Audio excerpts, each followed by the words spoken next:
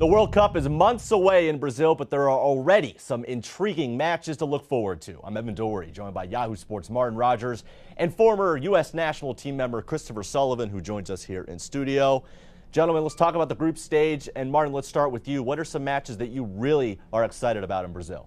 It's funny, some World Cups start a little bit slowly. This one absolutely starts with a bang. 4 blockbuster matchups in the first 5 days of competition. It all kicks off on June 12, Brazil against Croatia, the host nation. Everyone's going to be desperate to see how they react to the pressure of playing at home. They're one of the most talented teams in the tournament. They've really got a chance of going all the way, but there's going to be such intensity upon them, and this will be critical for them to see how well they start. Then going to England v Italy, 2 countries who always feel they should have a chance of competing in World Cups, don't quite necessarily have the confidence this time that they would have going into previous tournaments. Also a game to watch out for from Group G, the US's group of death, if you like. Germany against Portugal. Germany, one of the most collective team units in the tournament, up against the brilliant individual talents of Cristiano Ronaldo. He was absolutely magnificent in leading Portugal through to the tournament with a playoff victory over Sweden. He's the best player in the world right now, and he'll be desperate to perform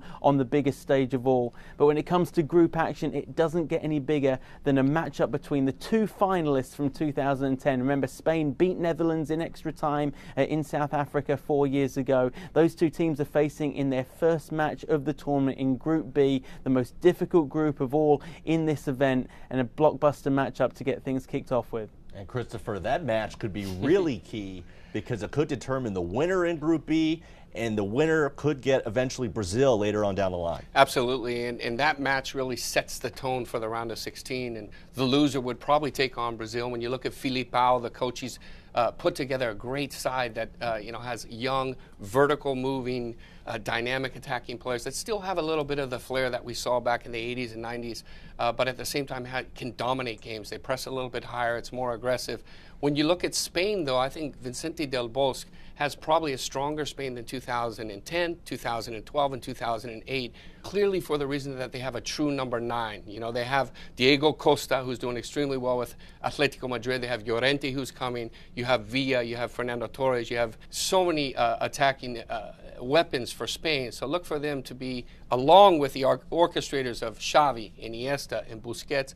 Spain is going to look strong. Diego Costa, born in Brazil, would be really interesting if he could have some noise and maybe knock out his home country in their home World Cup. Would be very interesting to watch. Thank you, gentlemen.